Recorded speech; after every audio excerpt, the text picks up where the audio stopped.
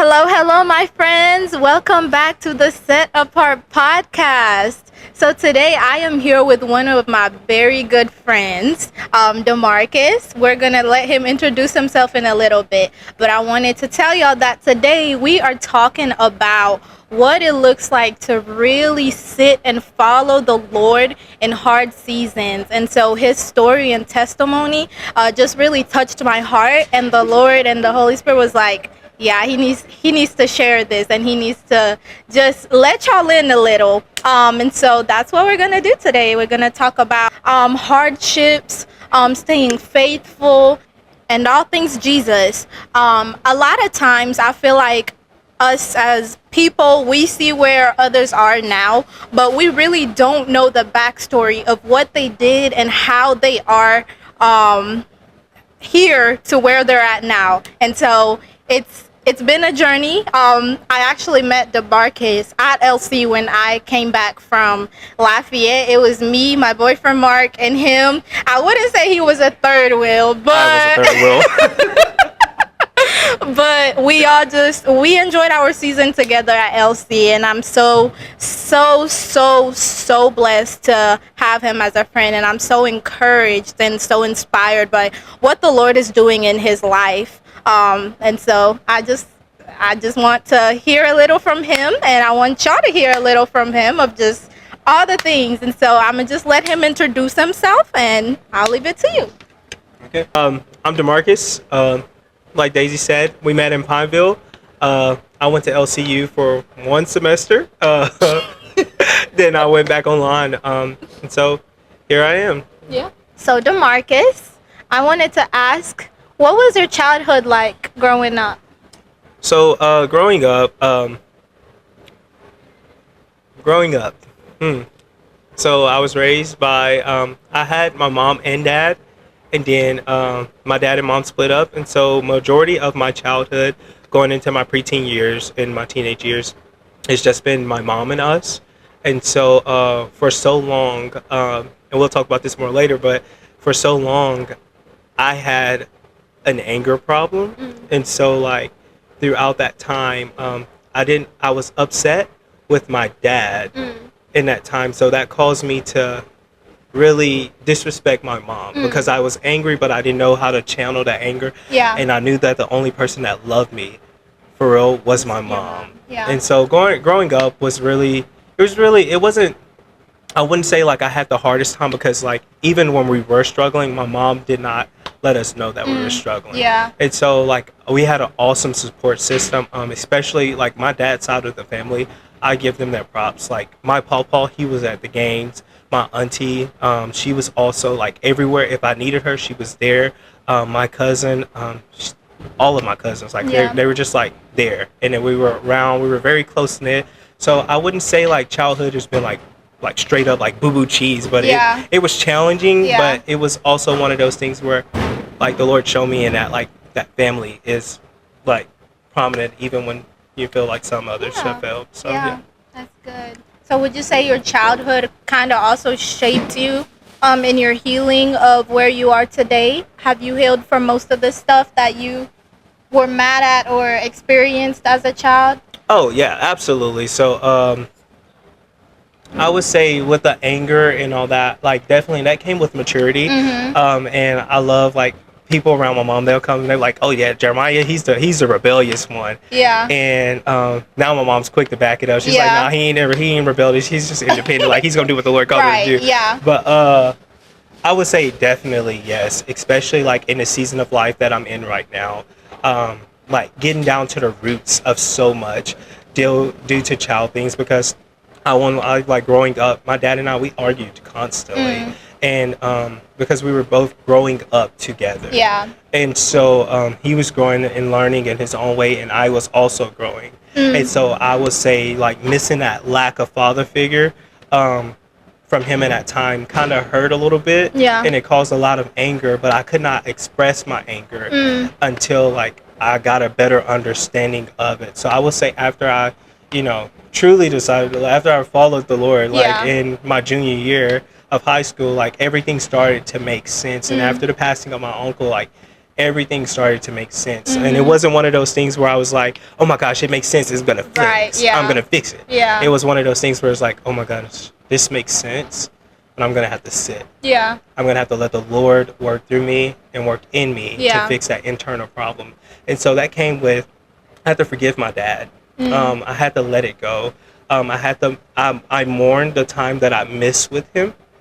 And I love my dad. And my dad is like I talk to my dad. Yeah. Like we still talk Yeah, today. I was just gonna And ask if he's present. Yeah. That's good. Yeah. And so like we still talk today, and I love him, and he's still growing and all that. Yeah. But like in that moment, I had to mourn, and in the middle of that mourning, I would feel like I didn't understand because I was still so Yeah. angry with Right. him. Yeah. And so I had this outlook, especially like in a church setting or in a setting in general, was like every time I saw a male figure that tried to play prominent roles in my life, I was like, no, my dad could not love me, so I'm not going to let you tell me what to do. And so that led to a lot of me putting on a mask and being like, oh no, I don't care. Yeah. I don't feel nothing. I'm independent. I got this. And so like I wore that rebellious role. Right. And so like it wasn't until like a couple months ago where like it was really quickened on me, like the Lord was like reminding me, like, Jeremiah, you can be who I called you to be. Absolutely. And so like I do care. Yeah. I do love a lot. Yeah.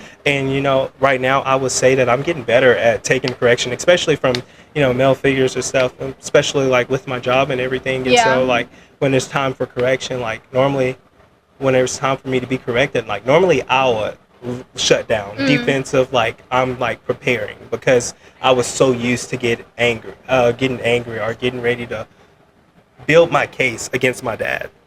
And so once I let go of that mindset, it's now more of a, hey, you can sit. Yeah. Hey, you can take this. These people love you and they want to see you do better. Or, hey, these people love you and they know that you have more in you. But in order for you to reach that more, you have to be willing to grow. Are you have to be speaking to willing me to right be now? taught. Because wait a minute.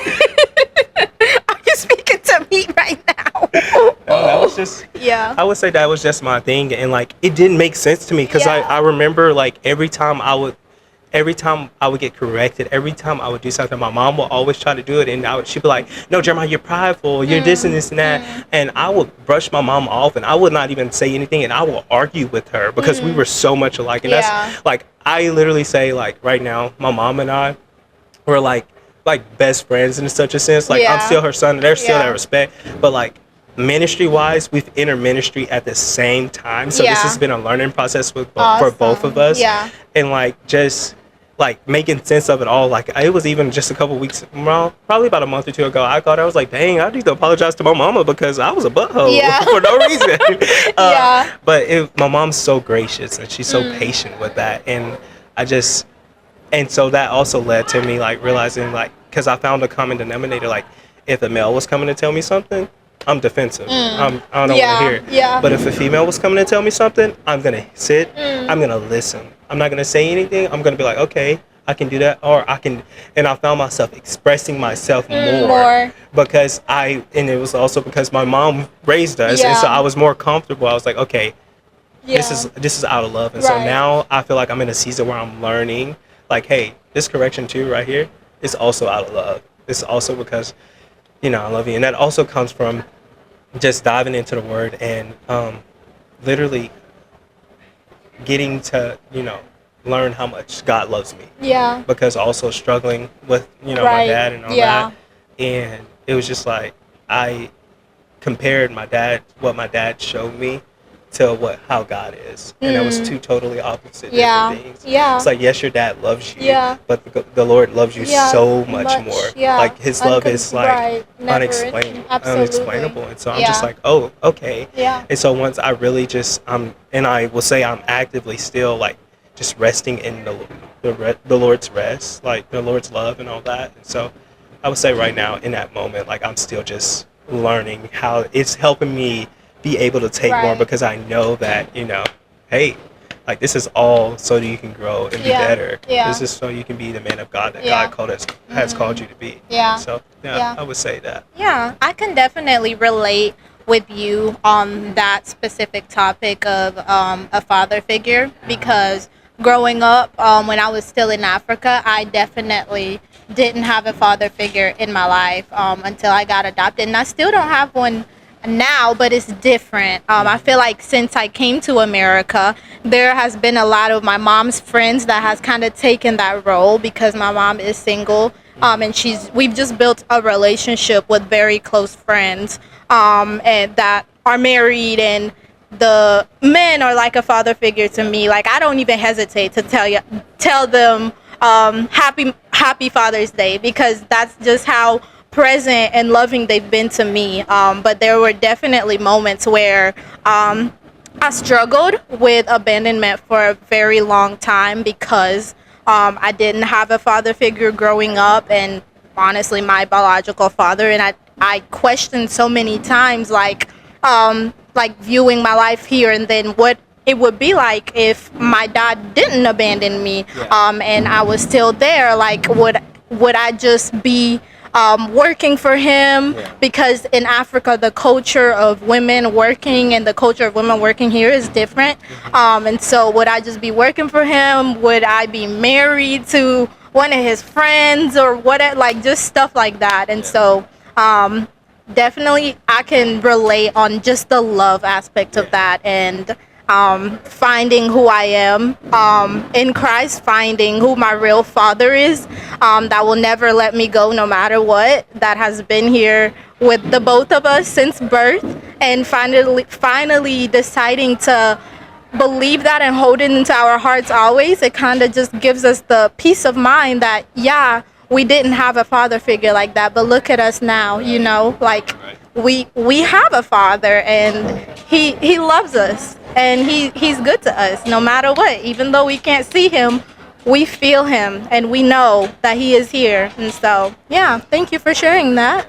Yeah. I would say another beautiful thing out of that was like just this past fall, like my mom got married, and like yeah. Wait, hold on. Wait, what's your mama's name? Mr. Wanda. Oh, Tamika. Shout out to Miss Tamika. But yeah, she got married, and when Mr. Dominique came into our lives, like he sat down and like he was like, "So tell me about you," and like I was like, Yeah. "Wait a minute, what you want to know?" So you know, in that moment, Yeah. I was still like, "Why you want to know about me?" And so then like he's getting to know each of This my is the mama's children. stepfather. Yes, Okay. he's getting to know each of us, and then after he's getting to know us, he's talking about marrying my mom. Oh. I'm like, and so No. like my mom's. It's just been us and my mom for a Yeah. while.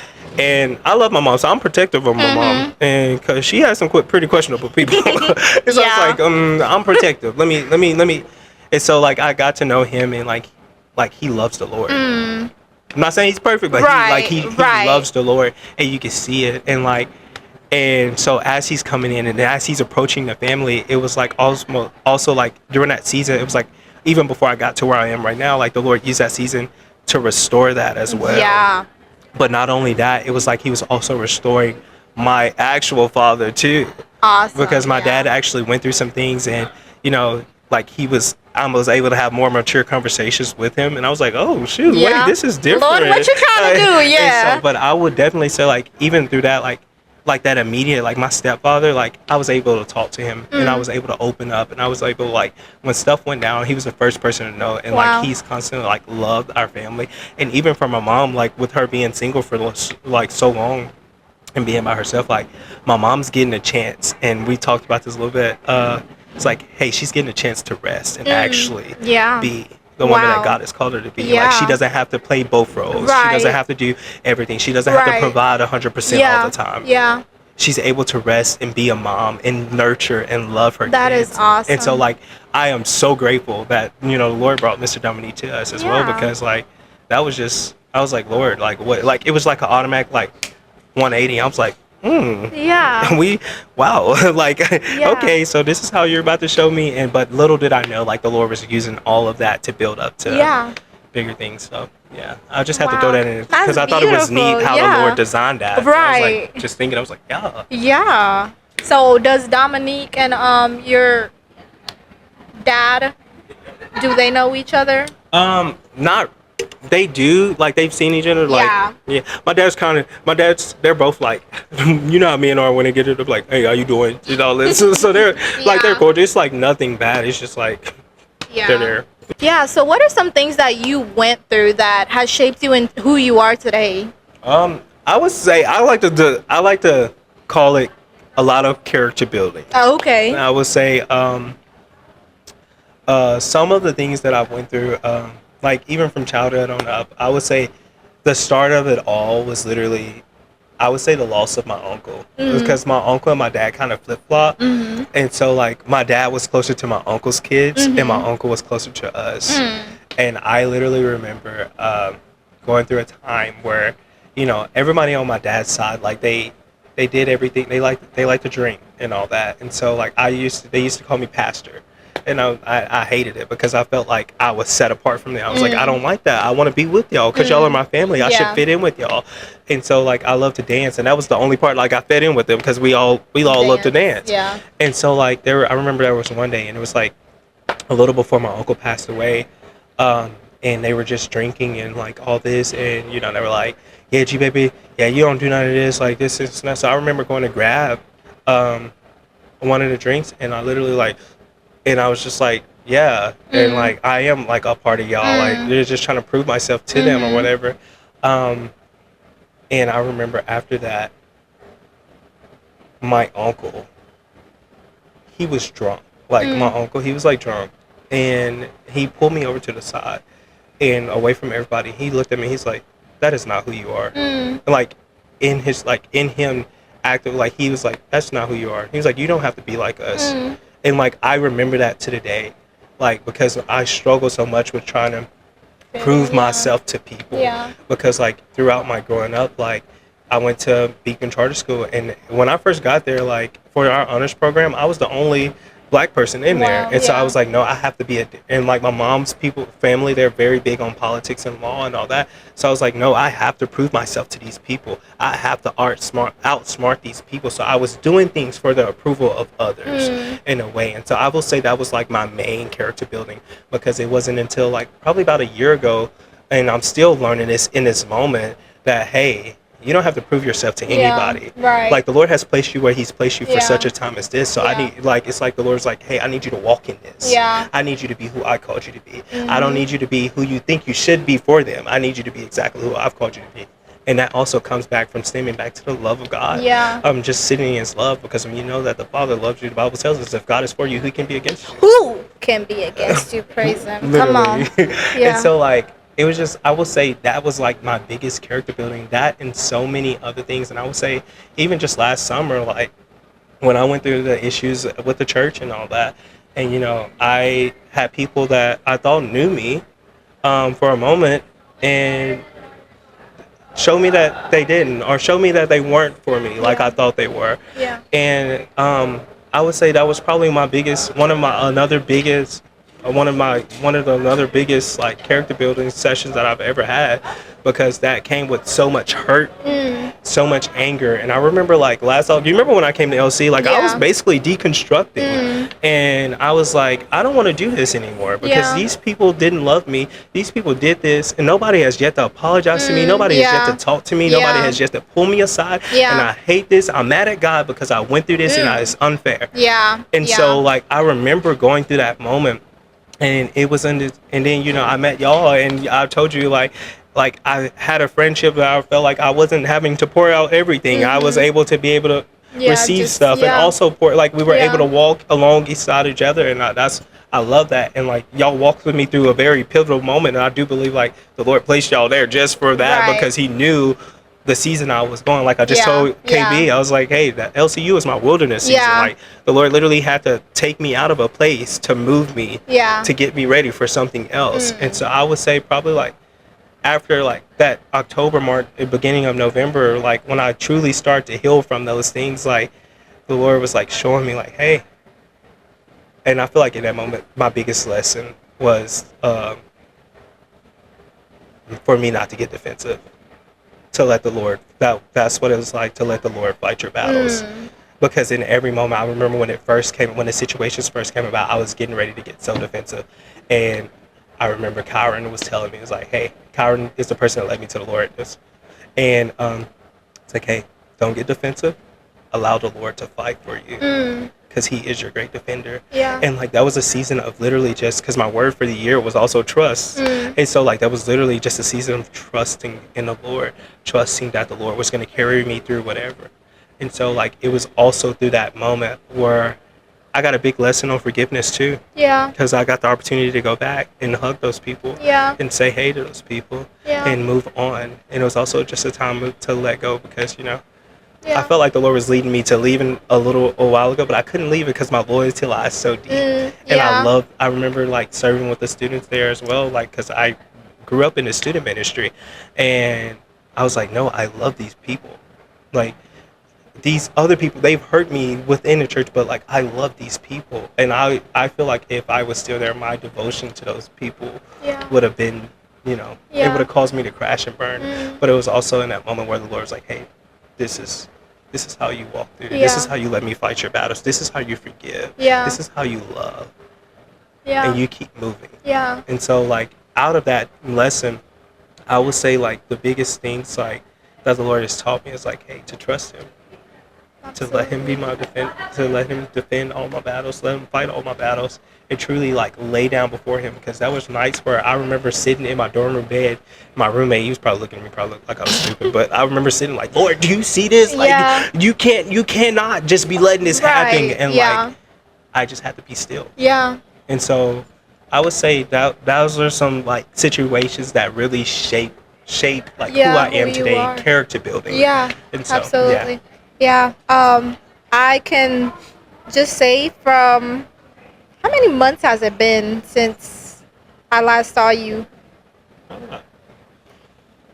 5, 6, One of those, but 7. I would 7. Mhm. I would say, dang, oh my gosh.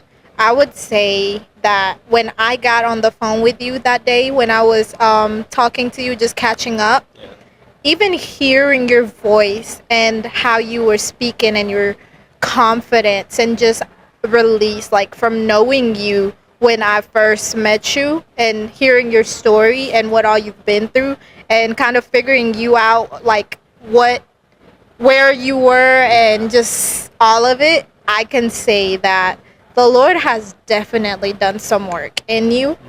And from me not even seeing you yet, Yeah. I just hearing your voice, my spirit was so filled with joy, like John jumping in his mother's womb about hearing Jesus. My spirit was filled with joy because I felt just the I wouldn't say release, but I would say I would release, say definitely, release, definitely. just from you and like the things that you've allowed the Lord to work in you and how you've allowed Him to release Him and move on from it and just growing on from there. Like I as a friend and being with you through that short season, Yeah. I can tell you right now of just how proud I am of you and how the Lord is using you to do His work. This is such a beautiful story, and I am so thankful to be a part of this.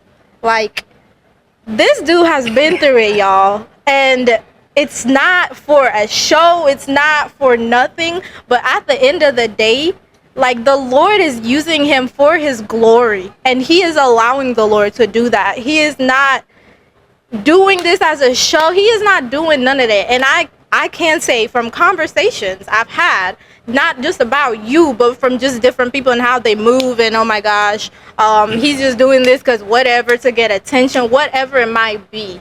This dude is faithful, and he is saying yes. He is accepting the Holy Spirit in his heart. He is saying yes to God to just continue working and moving and doing His ministry and work.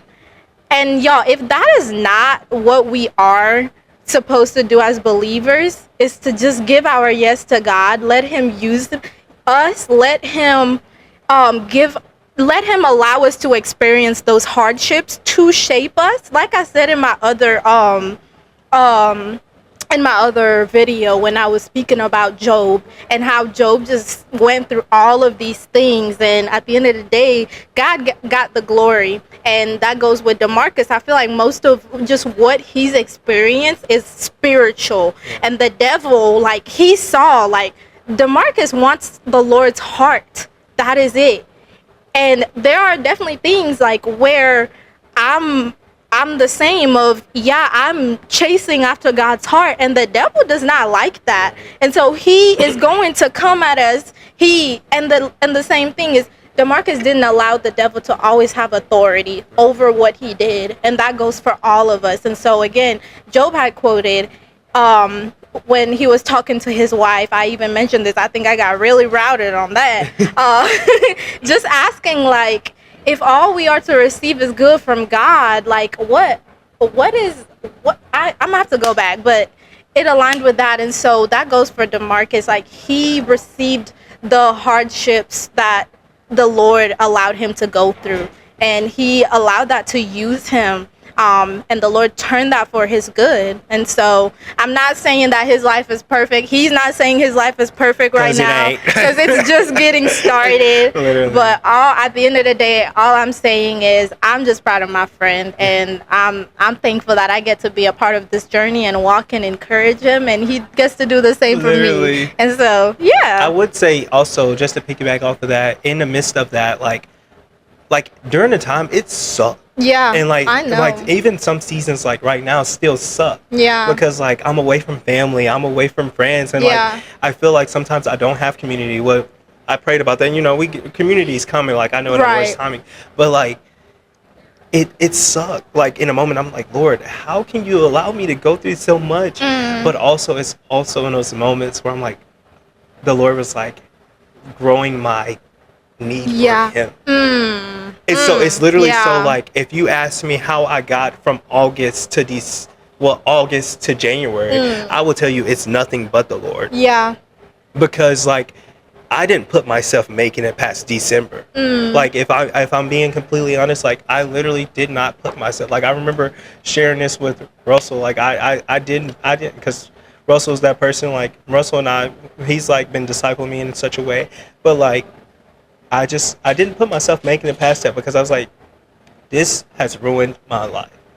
Though it did not ruin my life, I was still standing. I ignored the fact that I was still standing, but internally, like, I was just like, no, this is ruining me. These people hate me, so I don't want to be here. Yeah. But like, it was also in a moment where I am singing daily, like, Lord, I am desperate for you. Like, God, I don't need you to do anything else. I don't want anybody else. I just want you. You, absolutely. Like, that bridge of give me Jesus, like, has been following in my head. Like, I don't want anybody else. I don't need anything else. You are my one thing. It's just like, Lord, no, you are. Like, my heart, it wants you. And God, even in those times where I don't see the end, God, help me still want you. Absolutely. And so I would say, like, I'm thankful for like, now I'm looking back, I'm like so thankful for it, because like it has grown my love for the Lord to a moment where like I don't desire to like do this for people anymore. Absolutely. Yeah. It's literally like, okay, Lord, you've brought me this far. Yeah. I've come too far to give up. Yeah. Like, Lord, you've brought me too far for me to just quit. Yeah. Like, you've shown me too much. And like, so I cling to that even in hard seasons.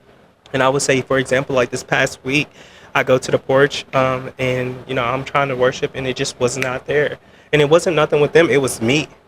Because I was upset, I was rushing, I was doing everything, I was angry, I couldn't understand anything. And like, it was like those moments where David had to command his soul to worship. Like, I literally had to command myself to worship. Yeah. Because through it all, God is still good. Yeah. Through it all, God is still faithful. Hallelujah. Through it all, God is still constant. Yeah, absolutely. He is worthy of it all. Like, do I believe He's worthy of it all? Yes, I do. So who am I to withhold my worship?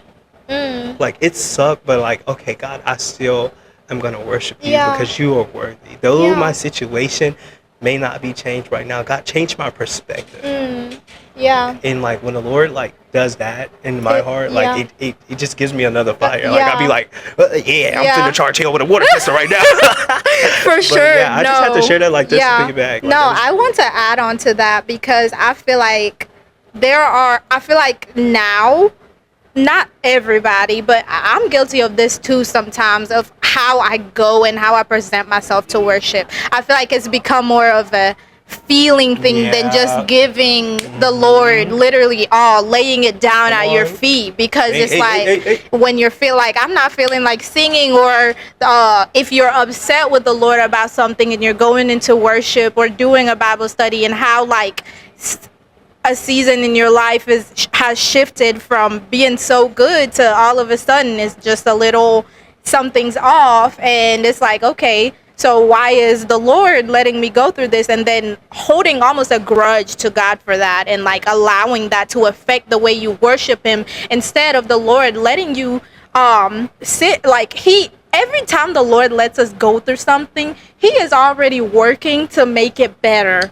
It might not be at exactly that moment, but like we allow those hard times, and we allow even like, oh, the weather's gloomy today, oh, there's a worship at my church or whatever, like I'ma just stay in watching TV and drinking coffee sounds good. I'm guilty sometimes, but yeah, so basically I just want to say, let's stop letting the way we feel affect the way we worship. Please go ahead, come on. Because I'm guilty of this. This is not just for y'all. This is for me too. Worship doesn't change the circumstances. No, it doesn't. It Come changes on. you. It changes you. It's all about perspective, because Yes. when you really put the Lord in his rightful seat in Yeah. your heart, Yeah. like you realize that, hey, it's not about me. It ain't never And like was. Russell always has this thing, like Russell has this problem like with like he does not like it when worship songs are about us. Like I this, Yeah, I this, come I on. this. Yeah. Like we want to sing about magnifying the Lord. Come on. Yeah. Because like when we begin to worship God for who he truly is, we get the joy, because the joy of the Lord is our strength. Come on. Like come on now. Come So on. It's all about perspective. Yeah. Like, you have a choice. And some seasons do suck. Yeah. Like when you have family members with death. Like Yeah. some seasons you don't understand. Yeah. But it's also in those seasons where we're reminded that the Lord is near the brokenhearted as well. So he's sitting right there with you in your mourning. He's sitting right there with you in your anger. He's sitting right there with you through it all. And because of that, he is worthy, because Come he on. never leaves our Come side. on. He's not like our human friends that will disappear like this, because I'm guilty of ghosting people. Come We on, know this. come on. Like he's not going to ghost us. He's going to Yes. sit right there with us Yeah. through it all. Like I tell the kids this all the time. Like God doesn't promise us a walk of sunshine and rainbows. He just promises us that he will never leave us nor forsake us. And for that, like I am so thankful for, because in every dark moment, the Lord is right there with Yeah. me, Yeah.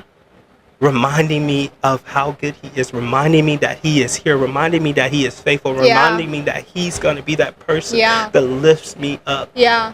He's that extra strength. Yeah. And I feel like when we get that perspective, we're able to move differently. Absolutely. Because now we're not relying on ourselves. We're not Yeah. relying on our Other- close yeah. friends. We're not relying on relationships. We're not relying on our parents. Yeah. We Yeah. know that the only way we can get through this is by being fully dependent on the Lord. And that goes Yeah. back to like my word of the year. My word of the year this year is surrender. It's like, okay, Lord, whatever you want, it's yours. Because you are my one thing. And I feel like when we put the Lord right back in his rightful spot in our hearts, even when we let him slip, because not because he's leaving us, it's because Right. we're turning away. Come on. But literally, Come like on. in those moments when we sit there and we realize that, oh no, I have to be fully dependent on Jesus. That's why I'm so prominent on even like taking a quiet moment. Like sometimes, like it's not even just like, going out. It's just like literally just sitting in silence. No worship music or nothing, because we have worship songs, and worship songs are great. Like I love Yeah. worship music, but sometimes we have to sit in silence. Yep. Sometimes we have Silence to is just also worship. Come on. we have to sit there and just sit there and just allow Yeah. and just study. Yeah. In Allow those him in to those speak. moments that worship is just as powerful as you're listening to Sinner or Yeah. anything. Yeah. so- Listening to Maverick City. Come on. Yeah. Come on, here's my life. Come on. Anyway. So when did your faith become personal to you instead of something you just heard about? Ooh. Mm. Ooh. I would say, because I grew up in church. Right. Like I grew up in church. I had all the leadership positions, all that, because trying to prove myself to people, right? But I would say that my faith did not get personal to me until I truly accepted the Lord. So Yeah. I would say my junior year of high school, June of 2023, Like, and it was such a shocker to everybody. It was a shocker to me too, Really? because like the whole time I thought I was doing this thing for the Lord. Like I was just like, but it really wasn't. It wasn't. So I led FCS and all that, like literally unsaved. Like, but even in those moments, the Lord had moments where He used as well.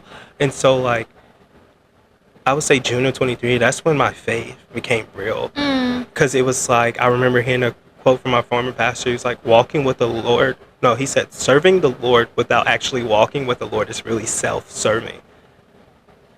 And so like that was when that conviction hit. And Yeah. I remember Come like on. pulling into church camp, like it was at church camp, and I remember pulling into church camp, and Kyron, he literally, like as soon as I pulled in the gate, like in the truck, I'm just like, Kyron, what's up? He said, I need to talk to you. I was like, oh.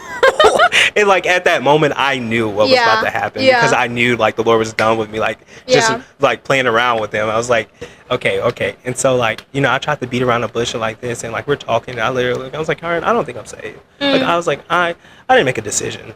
Yeah. I was like, I said, growing up Methodist, you get your swoo-doo-doo. But like, what was that? Like you get that, but like I was like, Lord, Kyron, I did not make a decision. Yeah. It's like I haven't been following the Lord. Like my life is not matching what. yeah. I was like, Yeah. nothing about it is. And so, I would say right then and there, like that's when my faith got real. I was like, okay, Lord, I'm done doing this for myself. I'm done trying to make a name for myself. Lord, I'm going to use this for your glory now. But also immediately, it was also when my faith got tested. Because Yeah. like a couple months after, that's when my uncle passed away. And so I would say like in that moment, that was just a start. And I feel like it just started to grow. Like even when I turned 18 and finished school, like I didn't know where I was doing for college. I knew I wasn't going to certain places, but my mom was always prominent on me. She was like, I don't care where you're going, but you're getting your education. I was like, yes, ma'am. Yeah. And so like I decided to go to Liberty, and I stayed home, and I did a lot of stuff at home, and had some very close friends, and had some very close friend breakups. And then the following year I came to LC, and I would say like it just started to grow in Yeah. that moment. So Okay. that would be my answer. Yeah. Like in that moment. Yeah. So through that, what did surrendering your life to the Lord really look like?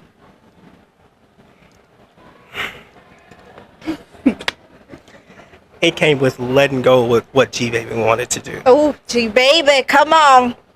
Because I had things planned out of how I wanted to go. Uh-huh. And I was like, Lord, like I can still serve you, but I still want to hang out with these people. Lord, I can still serve you, but I still want to do this. Lord, I can still serve you, but I feel more comfortable over here. Yeah. But it came like that surrendering, like, okay, Lord, like this has satisfied me enough, but I'm still ending up broken. So I'm just like, Yeah. okay, Lord, I give it to you. And it comes with literally like still daily, like just dying to myself, Yeah. dying to what I want. Yeah. Because it's also been shown like what I want is like it's Yeah. not what's good anyway. Yeah. So like I would say just a constant cycle of just dying to myself, dying to my wants, dying to whatever I had planned. Yeah. Because I ain't want to be in ministry. I ain't gonna lie to you. Like being in ministry was something, because I've seen it abused so much growing up. Like I've seen so many people just abuse ministry, Yeah. like as a whole. And then so I was like, I ain't finna be around these people. These people are hypocrites. I don't want to be like y'all. Yeah. Get somebody else to do it. And literally, like the Lord's like, no, this is what I have for you. And Yeah. I was like, for real? You want me? Like, God, you seen what I did? Yeah, Like, right. And like it's in that moment where like the Lord uses all of that for His Right. glory. Yeah. And the thing is, what I love so much about the Lord is like He's not gonna force it either. It's like, hey, I have this for you. Either take it or leave it. Literally, you have free will. Right. But now it's like I would say like I'm at a posture like right now, like I know I can do other things, but I also know I will be so miserable. Lord, I've tasted and seen of your goodness. Yeah. And like just like how we were saying earlier, like I don't want nothing else. Like Yeah. nothing else compares. Yeah. And so that's just been like my posture of surrenderance Yeah. to the Lord. Like, Yeah. hey, I'm gonna give you this because I tried it my way. Yeah. It ain't work. So yeah. I love that. No, I feel like that's a lot. Um, the comparison side with a lot of believers. I would say I was in your shoes my junior-ish, senior year, where I'm telling the Lord, yeah, I'll serve you, but I desired to do other things, Right. other worldly things, and there were times where I did them, and the Lord just looked at me, but He was still here, and He allowed me to experience the stuff that I desired to experience and be a part of, and He just waited. He waited until I had enough. That's something like, well, Yeah. Let's talk about school for a minute, because right now you live in Dallas, but Now you 7 tell months everybody ago- where I stay. they don't know your address. But yeah, come find him at Dallas. He just be out in the street. I be on the freeways. You'll find him walking the highway. JK. Oh, that's pretty. Like, oh my gosh. Y'all, we are, nope, off topic. Anyways, so yes, he's in Dallas right now. Off Pay topic? attention. Okay. Pay attention. He's in Dallas right now. And 7 months ago, he was In Pineville. in Pineville at LC. In Louisiana. Yeah, they know where that's at. No, I don't think so. We don't know what Bastrop is. Okay, wait a minute. Come on. That's someplace I don't play about. Strop City, baby. Yeah, so I want you to kind of just share your story with just that transition and what the Lord and Oh how my the Lord goodness. just transformed all of that to come about. So, for starters, I definitely think me being in Pineville was ordained. You being where? Me being in Pineville. I said Pineville. We're going to cut that out. No, we not. Okay, but anyways, I definitely think me being in Pineville was ordained by the Lord. To meet people, like literally to meet y'all, like straight up, you and Mark, like I knew and even Jeffrey, like when we clicked, like day one, and like I ain't never met no people that go out to Kings and act the fool together on the first. Right. Anyway, but like I feel like that was definitely ordained, and Yeah. like when I met Mark, especially, like our stories aligned so much. We were both like, wait a minute. And Mark was like, I remember Mark, he was like, yeah, this is ordained. Yeah, like, this 'cause is y'all were nothing both but the Lord. transferred. Yes. Yeah. And so like I started off at Liberty, went to LCU for the fall, and So you did Liberty Online. yeah, Okay. yeah, and went to LCU in the fall and met some people. I got to serve in so many places, and I went to Journey, and oh my gosh, it was like in that moment where the Lord like used that church to restore like a lot of feelings I had Yeah. towards the church. Yeah. And then after I left Pineville, like I felt so comfortable in Pineville, and I remember like mid-October, like the Lord's like, okay, now you're about to move, like you're about to go, and I didn't know where I was going, but I knew I wasn't staying in Pineville, and I was like, I was like, nah, Lord, like I done went through all this, Yeah. and I'm feeling comfortable, I'm feeling good. It's like if you want me to go, I remember saying like, Lord, you're gonna have to make me go, Yeah. and I remember the next day, on my way back to Pineville, my car broke. Oh. Like I remember brand that. new car. Yeah. Like, and so I had to call my boss. Y'all, I was a barista. Anyways, but I had to call my boss, and I remember telling her like, "Hey, girl, like, I'm stuck at home." And then I finally was able to go back, and then I came back to visit. Came back for a doctor's appointment, and then it was good. And then I came back to Farmville, and, in a moment, like we all separated, we all went somewhere, and at a point, I ain't gonna lie, y'all, I was mad. I was like, dang, I just got ghosted by them. Like I just lost my friends. Aw. Like I was like, dang, I just lost my friends in this moment. Yeah. And like I remember going back home again because I was back and forth because I ain't had no car and I was using my mama's car, and it was literally a straight shot down the road. It's like an Yeah. hour and 45 minutes. But like I'm driving, and I remember going back to the doctor, and I remember the doctor was like, hey, your heart's not sounding right. Like I've always suffered with heart problems, and it went away. And then she's like, hey, something's not sounding right. She's like, hey, I'm gonna need you to do a test next week, and I'm gonna need you to see you consistently because something's not right. And I remember her doing all those tests, and I'm having to come back every week. And I also think I was at LCU to meet Dr. Wally too. Like the Lord knew I needed her at that Yeah. moment because she was so real, but she was also so loving at the same time. Yeah. and I love her. Like when I come back to LC, like I have to come visit her. Yeah. Because I love her, and like in those moments, the Lord literally like used those moments because she was like also preaching to me. Like she was like loving me, but also like hey, Yeah. examine this. Yeah. And I love Dr. Wassel because she's so quick to call you out. Because I remember being like, well, they did this to me and all this. She's like, yeah, pride. When you gonna let it go? I'm like, ooh.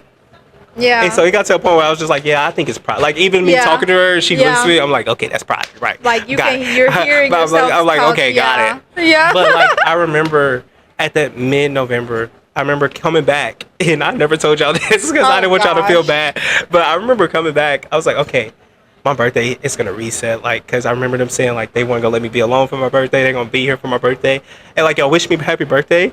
And I came back to Pineville for my birthday to be with y'all, and y'all weren't there.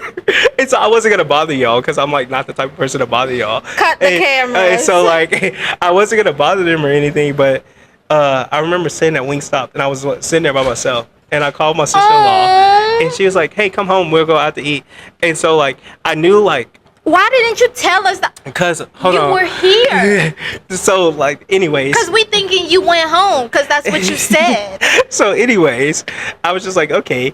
And so I got back, and I went back home, and I did. That's when, but I needed that. We're gonna get to that. Fix your attitude.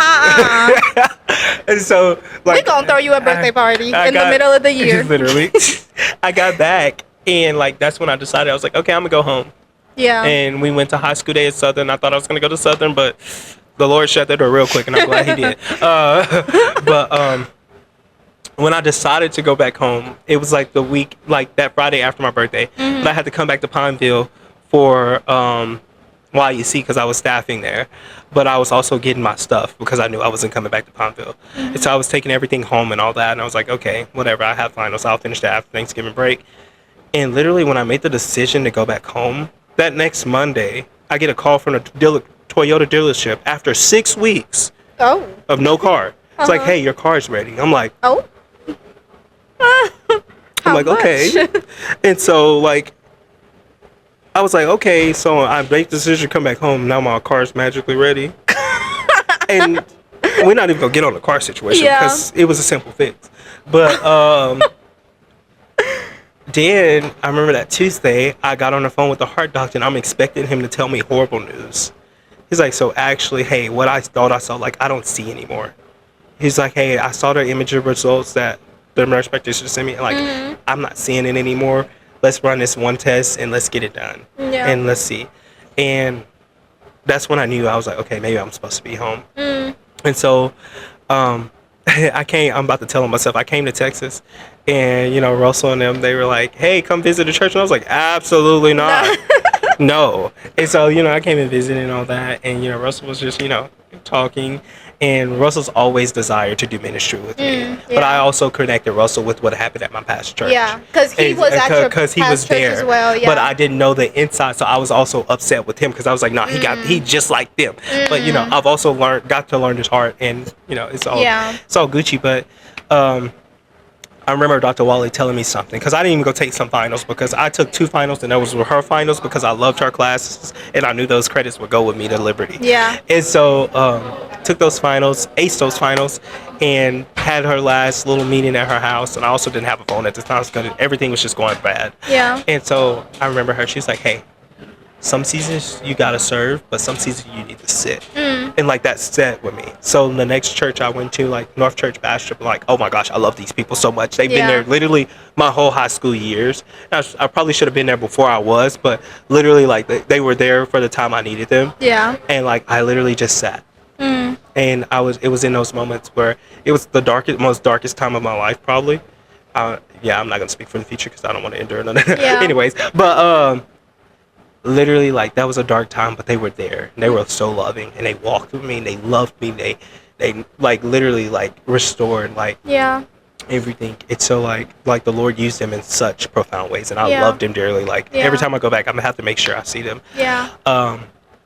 And I remember going into the new year, and I was like, no, I'm not gonna make it to the new year. And I was like, I'm giving up because it was just so dark. Like it was just completely like I didn't even recognize myself anymore. Came here, it was almost time for one weekend, and I was trying to find every reason to get out. And I already committed, and I'm always big on like if I commit somewhere, I'm gonna do it. And so I already committed, and I was like, okay. And like Russell's like, hey, you have to do this, you have to do this. I'm like, no, if I have to do all this, I'm not gonna come do this because this is unnecessary. This is like I ain't doing it. Like I was so upset, and I remember I finally did it, got it complete in like probably 5 minutes. It was like like he was like, oh, okay, it wasn't okay. Yeah. And because half of it was like common sense, and it's really good stuff that you need. It's paperwork. It's like safety and ministry stuff because of the world we live in today. But like people should be able to pass that. And hopefully you'll be able to pass a background check if you try to work with youth. Right. Anyways, but, literally got to the week before and I was so angry at Russell for no reason. Literally for no reason. Like literally, I was just like, I ain't doing it. I don't want to go. Like I ain't got time for them. Like because I'm still comparing him to what I experienced back home. And so it's time to go the one weekend. And I get up that morning, I'm like, okay, Lord, like, I know it's going to be a good time, but I'm going to sit in the back. I ain't finna talk to none of these kids because I know how I am when I get around students. I know. And I'm working at the coffee shop now in Monroe. Yeah. I love it. Making more money than I was making in Pineville. But it was just good. And so on the way to one weekend, to total up that trip, I got in almost 4 wrecks. Oh my gosh. 4 wrecks on the way. I remember you telling me that. I was like, what the heck? And like it was moments I called my mom crying. I was like, I'm turning around. I can't do this. I don't want to go anymore. Like I'm not going to Texas. I can't do it. And my mom was like, Jeremiah. She that's Jeremiah. When she say Jeremiah, I know it's about to be real. She's like, Jeremiah, breathe. I'm like, okay, because I am dramatic. I'll tell you. Anybody know I'm dramatic. Know. I'm dramatic. And so we get there. I get to Texas, and you know, I pull into, and my first impression in this church, I'm like, so when I seen it online, I was like, this church is AI. Like, this ain't nothing real about this place. And I pull up, like, oh my gosh, this thing is not AI. Like, this is real. Yeah. And so one of the former staff members there, he's like watching me as I pull in, and I run over the curb. Oh. I'm ready to turn around again.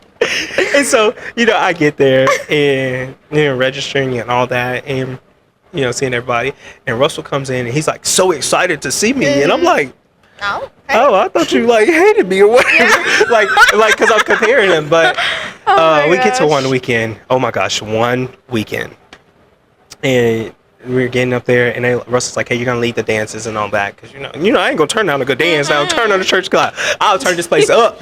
And so like I turn up, you know, we're turning up like all this, and it was going good. So we get in our small groups, and I'm kind of like sitting in the back, and like I got a couple kids in there that are cutting up, but like there's one, like my boy Beckett, like he was like laughing, but like every time he would make eye contact with me, we never met each other, and we'll make eye contact in the middle of a small group, and like it'll be him, then it'll be another one of my kids like Jordan, and then another one, his name's Yodam, and they'll make eye contact with me, and I'm like. And like I'm trying not, because you know I have to laugh. I start laughing. I'm like, okay, whatever, and I'm not gonna laugh. And like Beckett's face is like red. Oh. And so like the other small group leaders, like, you know, we're just pushing and ignoring. We get back into service. You know, we go into like all these going to the host homes and all that, and you know everything was good. We actually stayed at Beckett's house, and you know got to talk to, you know, his parents, and got to, you know, know them and all that. And Russell comes the second day, and you know, well, the second day we go into one weekend, and we get to the church, go through all the motions, all this, everything, so. And that night, I'm like, okay, this is the last day. Like, I can get away from here, like, after this. And we've already just, you know, gotten to know each other, and the kids are pretty funny. Like, I love them. And we got to the end of the day, and I'm like, okay, I'm not going to say anything. I'm not going to do this. But Beckett and them were laughing again. So my small group leader was like, she's about to crash out. And I was like, come on, y'all, let's go out the room. And so I take them out. And they're looking at me like, oh, you're about to take us to get in trouble. I'm like, bro, y'all need to chill out right now. They were like, you're laughing too. I was like, no, we need to chill out. Like, let's go. So we walk around and come back in.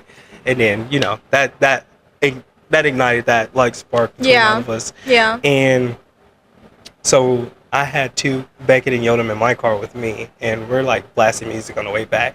And Beckett tells me, he's like, hey, we don't need the map. I can tell us how to get home.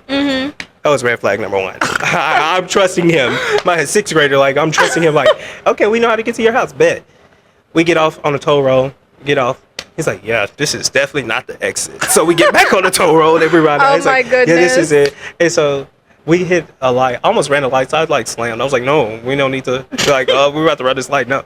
So we didn't run the light. We stopped. And like Beckett turns my radio down. We're jamming out. Thank God. He's like, so are you going to church camp with us? And I said, buddy, I don't live here. And I was like, mm-mm. He's like, but you can. And I was like, mm-mm. I was like, mm-mm. And then that was just like it. Yeah. And so we got to the house, and I mentioned something to like his parents and my other co-leader Christian. Like we were talking about it. They were like, so why don't you move down here? I said, I got bills to pay and I got things to do. And like the general answer. Yeah. And I remember them being like, we got coffee shops here. We got this here. And I'm like, okay, whatever. But I ain't coming. Like, I'm gonna never move to Texas.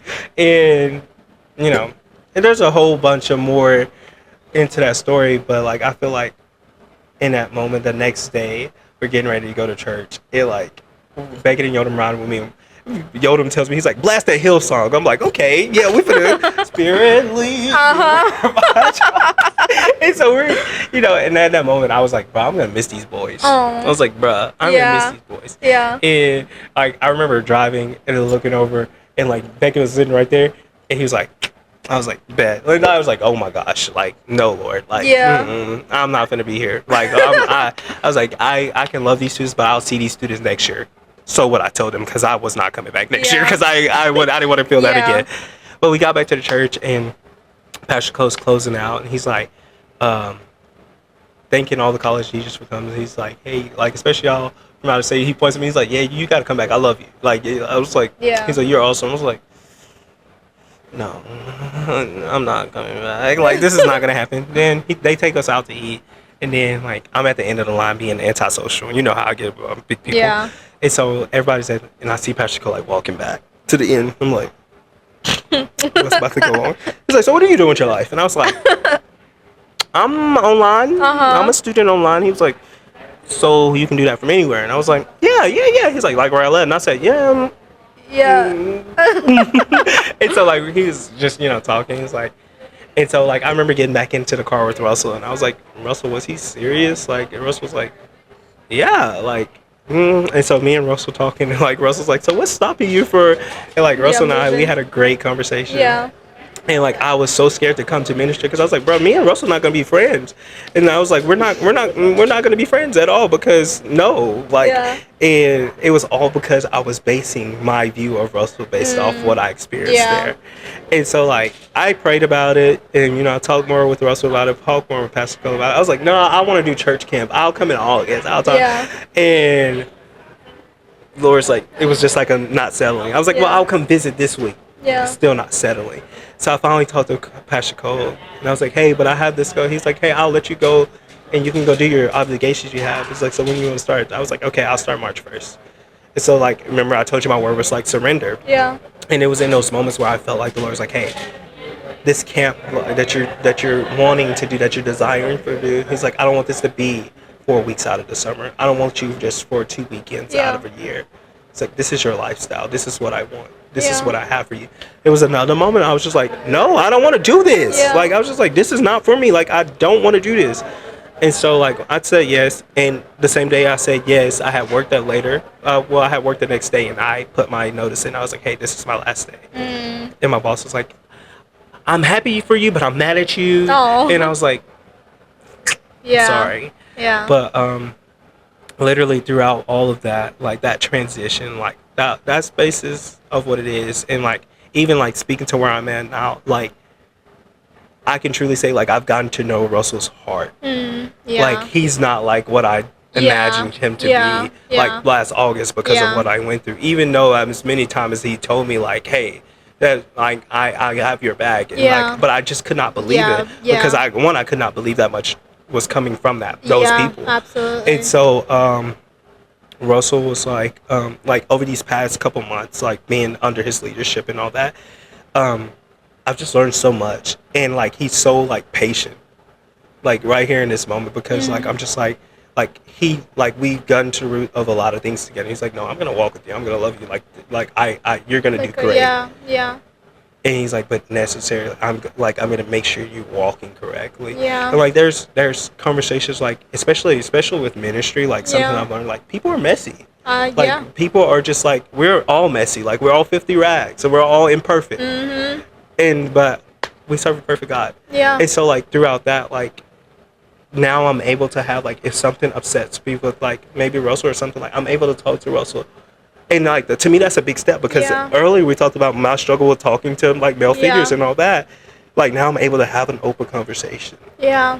Like sitting, so I see how the Lord has That's allowed growth. that transition Yeah, to happen, absolutely. but us also working in me as well. Yeah. So that's basically like my transition period. Yeah. It was a I love lot, that. but Yeah. it was just Yeah. So can you give us a little preview of what you're doing here? Oh, yeah. Yeah. So right now I am serving as a student ministry associate at First Baptist Church in Rowlett, Okay. Rowlett, Texas, and I just love it. Yeah. I'm doing a lot of things. Just getting a feel for ministry. Honestly, Yeah. I don't see myself going anywhere. Like Like mission work no, wise, or maybe or- later on in life, Yeah, but like okay. I would say like right now, like I feel like this is gonna be Yeah. gonna be the ground that I'm Yeah, at. I yeah. feel like this is where the Lord has placed me, Mhm. and like in this season, like the Lord, and in this place, like the Lord's gonna use so much to grow me Mm. into the man, like, and doing it around people that I know Yeah.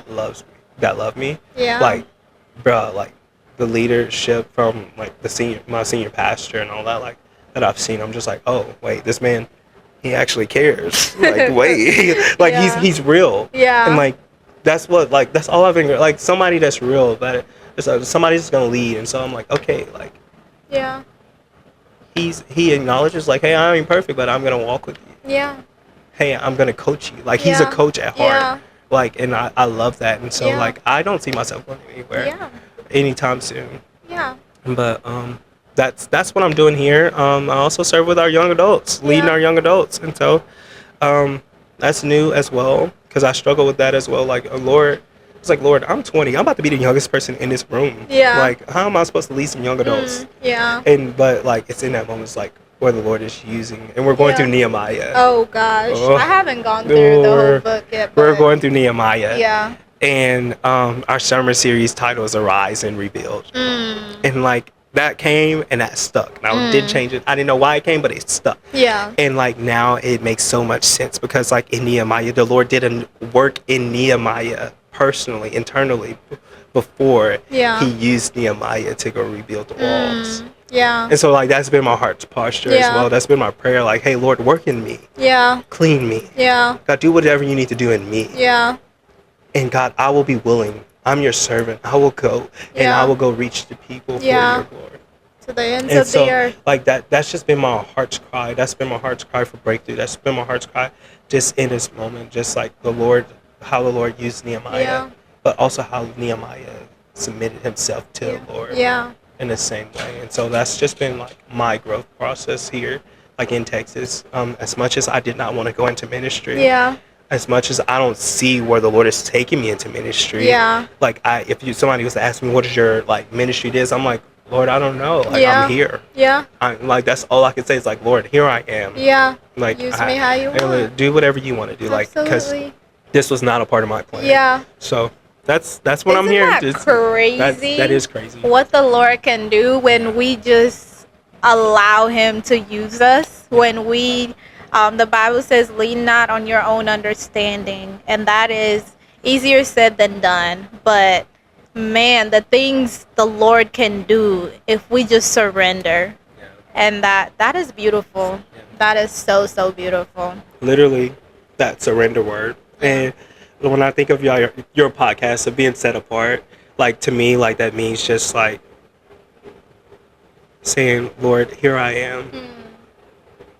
And like not trying to prove ourselves to people, because as young believers, especially as us trying to find ourselves, trying to find community, like they say in your 20s you go through some of the loneliest seasons. Like you can have people around you and still feel lonely, Yeah. but I feel like it's also in those moments where the Lord uses those moments to truly show us what it means to be set apart.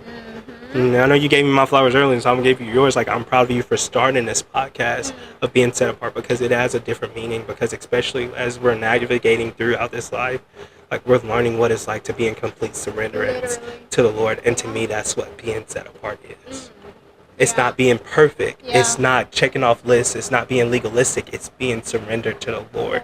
It's allowing our heart to truly want the Lord. It's getting to a place where we're like, okay, Lord, I am desperate for you. Yeah. Face to face, like, I long to see you, Lord. Yeah.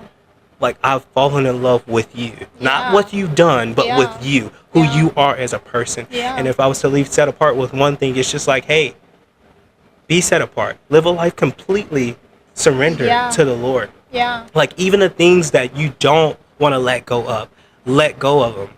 Because they're so much better. Yeah. There's a greater hope. Like, this life right here, we don't stop here if you're a believer. Like, you have eternity to sit at the feet of the Lord in worship, in peace, in harmony. There will be no more sickness. There will be no more crying. There will be no more hurt. Like, you will be at peace and harmony. Yeah.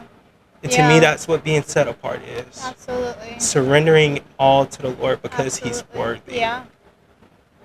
And allowing the Lord to change your perspective. Not your circumstance. Sometimes He does change your circumstance. Yeah. But when you allow the Lord to change your perspective, you begin to see His hand in all. Because the Lord truly uses some sticky situations to grow us. Come on.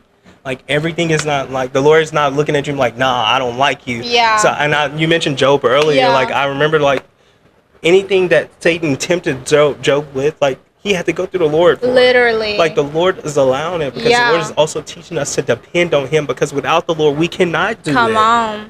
Come on. Like, I think of Paul, also, like a very stout and devout, like one of the, like Paul. Just for example, like, Paul killed Christians at first. Yeah. And then he changes, like, the Lord got him. Yeah. The Lord. He said, "What?" "You mine?" Like, straight up. Like, literally. That's Daisy and DeMarcus paraphrase. Hey, what y'all gonna read? But anyways, like, I think of that moment and how, you know, even in Paul's ministry, as he's going out, like, Paul still mentions that thorn in his flesh.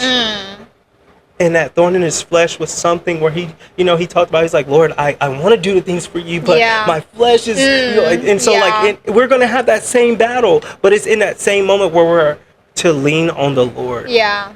Because without the Lord, we can't beat it.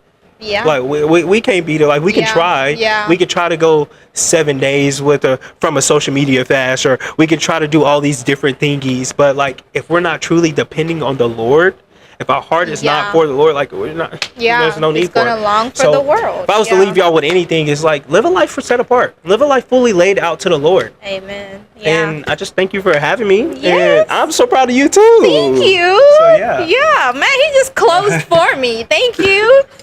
No, yeah, I really, really enjoyed this conversation. It was much needed, and I know a lot of people will just feel more close to you without saying it, just with hearing your story and just where you're at. I know a lot of us misses you back home. Well, my home, not your home. Is it your home? Would you call Elsie your home? I would call Elsie my home. Okay, well, never mind. I would. It was a building. It was a building season. It was a. It's the people, not the place. Literally. Yes. Me. The place I'm was the people. Yeah, thank you guys for listening to our podcast. I meant to the setup podcast. I'm so giggly right now. Yeah, I know a lot of y'all will be very touched by this story, especially this episode. And so thank y'all for tuning in, and a big thank you and applause to DeMarcus, not just for the amazing job he did laying out everything for us, but just an applause of what he got going on right now. So yeah, praise God for you, praise God for y'all, and praise God for this podcast, and just praise God in general. And so praise God, from whom all blessings flow. All right, that's a wrap. Goodbye, y'all.